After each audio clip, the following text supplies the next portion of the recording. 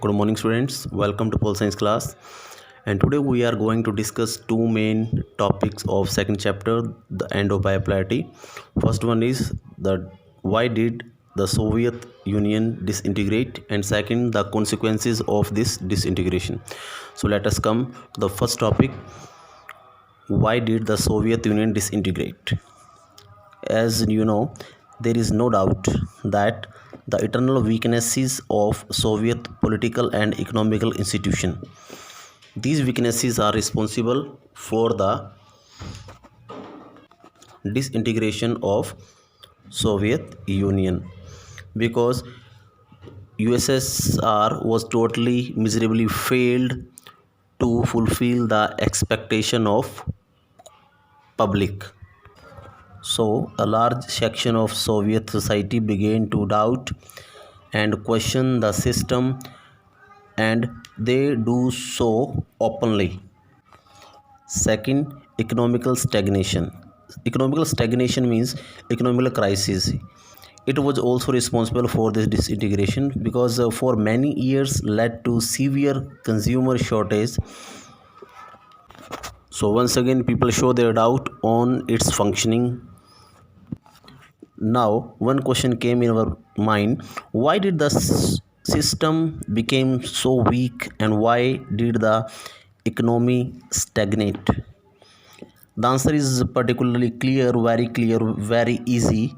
The Soviet economy used much of its resources in maintaining a nuclear and military arsenal, largest in the world. You can say name of this army was Red Army, and USSR had to spend millions and billions on huge army. Next reason, space race. USSR was in the favor of the development of its satellite states in Eastern Europe within the Soviet system. But these states are useless for it.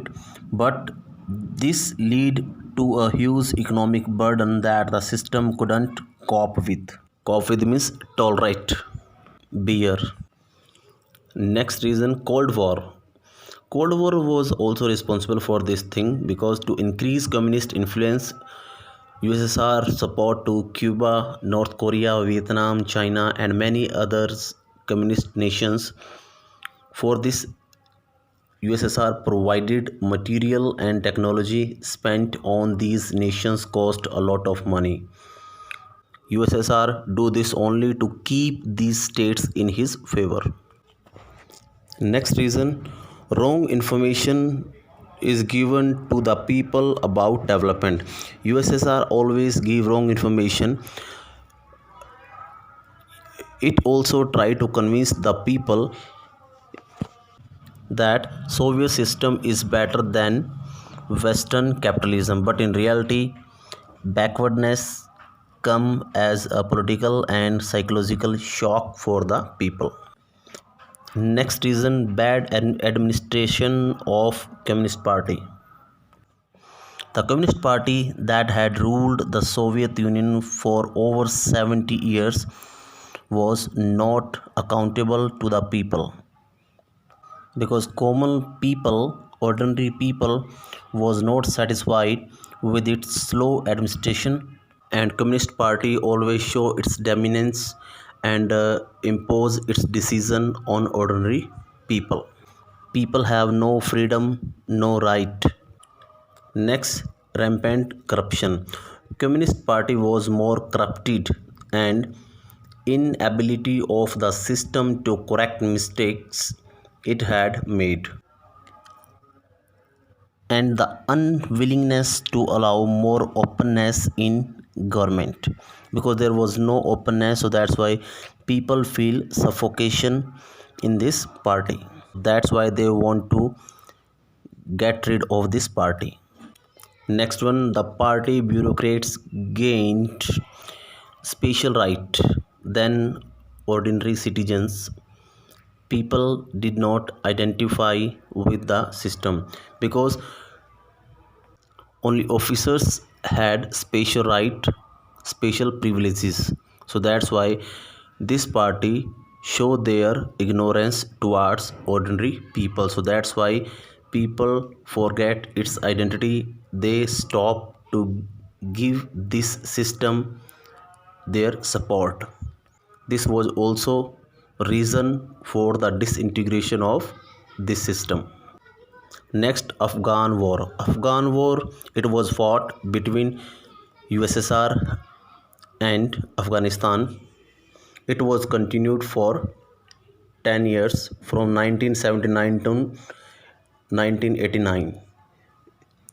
In this war, Afghanistan defeat USSR with the help of USA and Pakistan.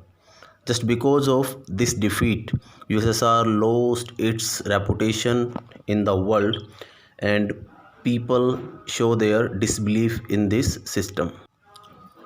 Next reason, decline in economy. Tight state control over economy and absence of free market economy was draining the USSR's economic strength, because there was fully tightness and the state has right on everything.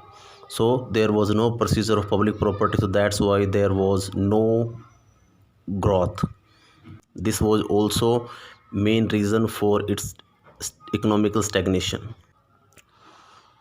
And next thing, Mikhail Gorbachev, General Secretary of the Communist Party of Soviet Union in 1985, tried to make socialism more effective, efficient, and bring economy out of the stagnation. He launched two policies, Glasnost and Perestroika. Glasnost means openness, freedom of speech, easing of media censorship and earlier records declassified, and privatization system started. But people have too much expectation that it was impossible to stop them. Next point, member of the Communist Party and those who were served by the system have opposite views about this system. They felt that their powers and special rights were eroding means snatching, and Gorbachev was moving too quickly. In this tug of war, Gorbachev lost support on all sides and divided public opinion. And next main reason, the rise of nationalism and the desire for sovereignty within various republics, including Russia, the Baltic republics, Ukraine, Georgia, and other, proved to the final and most immediate cause for the disintegration of the USSR. Next reason, size and the diversity of Soviet Union and its growing internal problems was also responsible for the disintegration. Next reason, Boris Yeltsin, leader of Moscow unit of Communist Party, he advocated for independence. Russia, leader of public in the COP. He was elected first president of Russia from 1991 to 1999. Initially, he was in Communist Party and later reached to the center of the government, and Gorbachev appointed him as the mayor of Moscow, and later he joined the critics of Gorbachev and left Communist Party. So that's why he played a vital role in the disintegration of Soviet Union. Now come to second point, second topic, consequences of disintegration. First, the collapse of the Second World of the Soviet Union. With this disintegration, the Second World was also collapsed. Second World was the Second World related to those countries who came under the USSR after the Second World War. Second consequence, end of the Cold War. With this disintegration, the Cold War also ended. Third, with this disintegration, the arms race between USA and USSR was also over. End of the ideology war between capitalism and communist. Otherwise, you can say socialism. After this disintegration, the US became the sole superpower, and the institutions like the World Bank and the International Monetary Fund became powerful advisor of USA.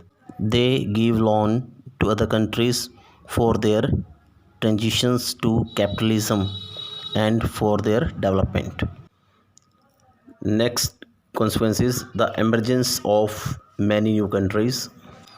All these countries had their own independent aspiration and choices, and some of them, especially the Baltic and East Europe states, wanted to join the European Union and became part of NATO. And the Central Asian countries wanted to take advantage of their geographical location and continue their close ties with Russia, and also to establish ties with the West, the US, China, and others. Thus, after this disintegration, the international system saw many new players emerge, each with its own identity, in interest, economic, and political difficulties. And after this disintegration, a new term came into existence. It is called shock therapy, means promotion of capitalism by USA. So in this way we have discussed these two topics in detail. So students, you are requested to listen this recording twice and thrice to understand these two topics, and both topics are very important from exam point of view. So enjoy this topic, and thanks, and have a nice day. And after this topic I want your presentation, because there are so many points you can easily speak out. So enjoy this presentation. Thanks and have a nice day once again.